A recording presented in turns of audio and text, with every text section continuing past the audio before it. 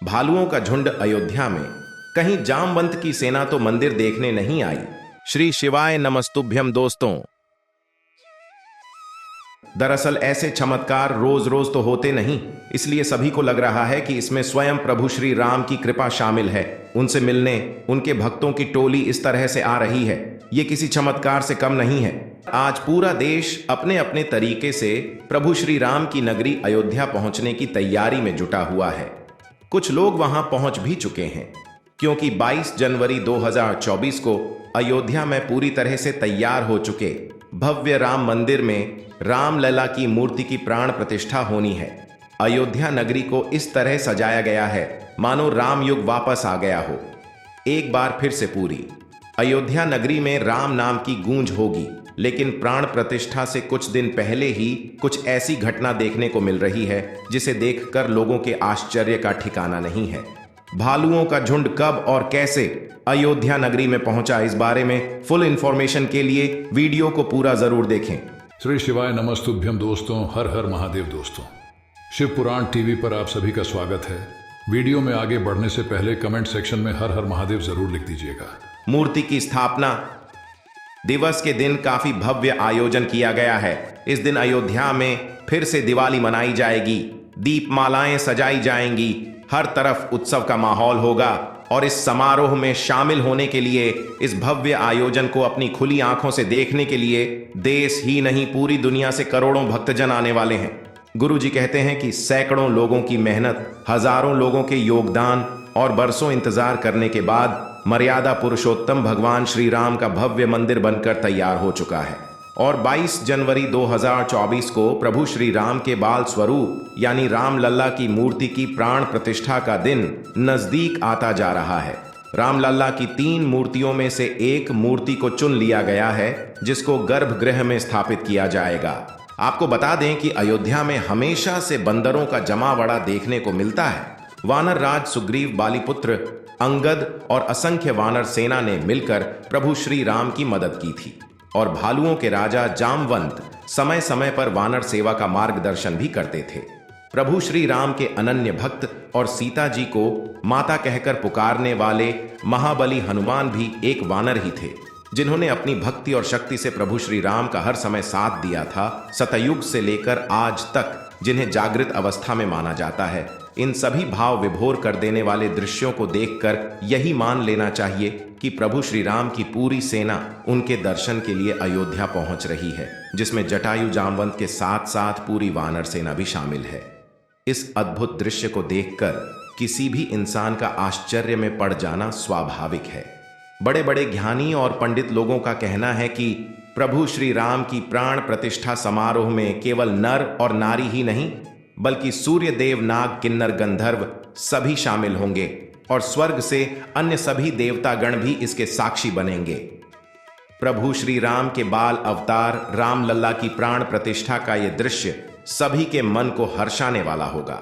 22 जनवरी को होने वाले इस अद्भुत समारोह के लिए जाने माने साधु संत, बड़े बड़े नेता, अभिनेता, अधिकारी और लाखों प्रसिद्ध लोग आएंगे।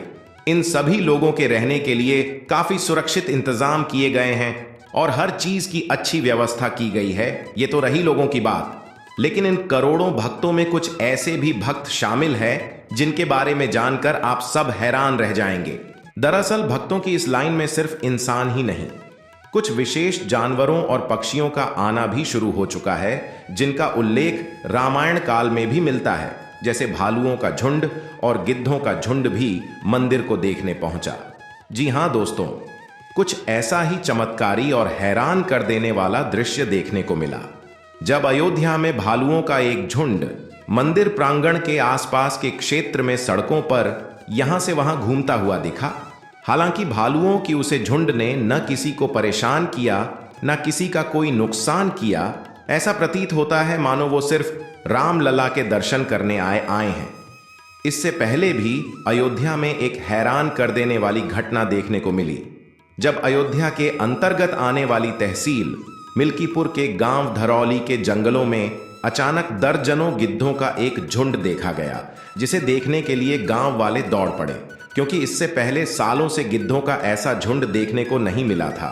दरअसल गिद्ध एक ऐसा पक्षी है जो मरे हुए पशुओं के सड़े गले मांस को खाने का काम करता है। देखा जाए तो इनके द्वारा सड़े गले मांस को खाने की वजह से ये बीमारी फैलने का डर भी खत्म कर देते हैं और प्रकृति की सफाई हो जाती है।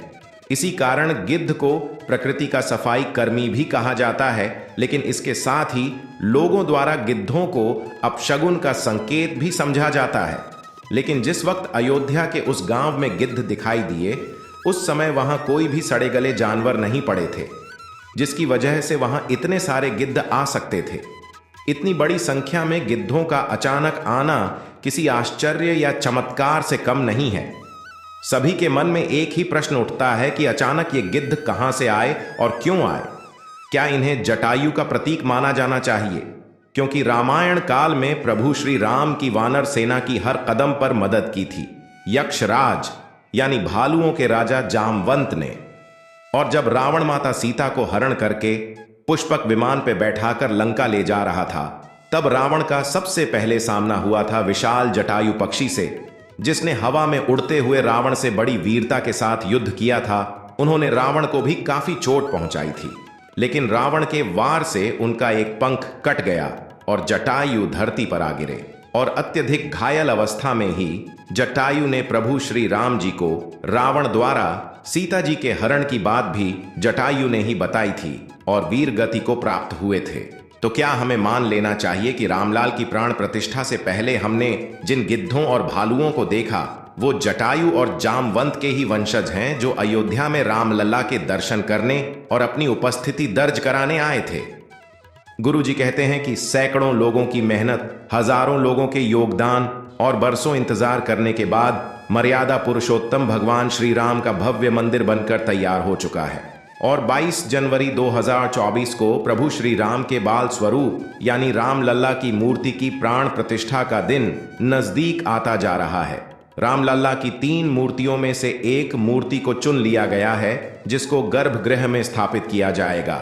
मूर्ति की स्थापना दिवस के दिन काफी भव्य आयोजन किया गया है। इस दिन अयोध्या में फिर से दिवाली मनाई जाएगी, दीपमालाएं सजाई जाएंगी, हर तरफ उत्सव का माहौल होगा। और इस समारोह में शामिल होने के लिए, इस भव्य आयोजन को अपनी खुली आंखों से देखने के लिए देश ही नहीं पूरी दुनिया से करोड़ों भक्तजन आने वाले हैं। 22 जनवरी को होने वाले इस अद्भुत समारोह के लिए जाने माने साधु संत, बड़े बड़े नेता, अभिनेता, अधिकारी और लाखों प्रसिद्ध लोग आएंगे। इन सभी लोगों के रहने के लिए काफी सुरक्षित इंतजाम किए गए हैं और हर चीज की अच्छी व्यवस्था की गई है। ये तो रही लोगों की बात, लेकिन इन करोड़ों भक्तों में कुछ ऐसे भी भक्त शामिल हैं जिनके बारे में जानकर आप सब हैरान रह जाएंगे। मूर्ति की स्थापना दिवस के दिन काफी भव्य आयोजन किया गया है। इस दिन अयोध्या में फिर से दिवाली मनाई जाएगी, दीपमालाएं सजाई जाएंगी, हर तरफ उत्सव का माहौल होगा। और इस समारोह में शामिल होने के लिए, इस भव्य आयोजन को अपनी खुली आंखों से देखने के लिए देश ही नहीं पूरी दुनिया से करोड़ों भक्तजन आने वाले हैं। गुरुजी कहते हैं कि सैकड़ों लोगों की मेहनत, हजारों लोगों के योगदान और बरसों इंतजार करने के बाद मर्यादा पुरुषोत्तम भगवान श्री राम का भव्य मंदिर बनकर तैयार हो चुका है। और 22 जनवरी 2024 को प्रभु श्री राम के बाल स्वरूप यानी रामलला की मूर्ति की प्राण प्रतिष्ठा का दिन नजदीक आता जा रहा है। रामलला की 3 मूर्तियों में से एक मूर्ति को चुन लिया गया है, जिसको गर्भगृह में स्थापित किया जाएगा। आपको बता दें कि अयोध्या में हमेशा से बंदरों का जमावड़ा देखने को मिलता है।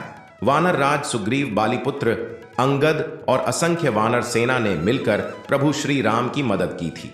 और भालुओं के राजा जामवंत समय समय पर वानर सेवा का मार्गदर्शन भी करते थे। प्रभु श्री राम के अनन्य भक्त और सीता जी को माता कहकर पुकारने वाले महाबली हनुमान भी एक वानर ही थे, जिन्होंने अपनी भक्ति और शक्ति से प्रभु श्री राम का हर समय साथ दिया था, सतयुग से लेकर आज तक, जिन्हें जागृत अवस्था में माना जाता है। इन सभी भाव विभोर कर देने वाले दृश्यों को देखकर यही मान लेना चाहिए कि प्रभु श्री राम की पूरी सेना उनके दर्शन के लिए अयोध्या पहुंच रही है, जिसमें जटायु जामवंत के साथ साथ पूरी वानर सेना भी शामिल है। इस अद्भुत दृश्य को देखकर किसी भी इंसान का आश्चर्य में पड़ जाना स्वाभाविक है। बड़े बड़े ज्ञानी और पंडित लोगों का कहना है कि प्रभु श्री राम की प्राण प्रतिष्ठा समारोह में केवल नर और नारी ही नहीं, बल्कि सूर्य देव, नाग, किन्नर, गंधर्व सभी शामिल होंगे और स्वर्ग से अन्य सभी देवतागण भी इसके साक्षी बनेंगे।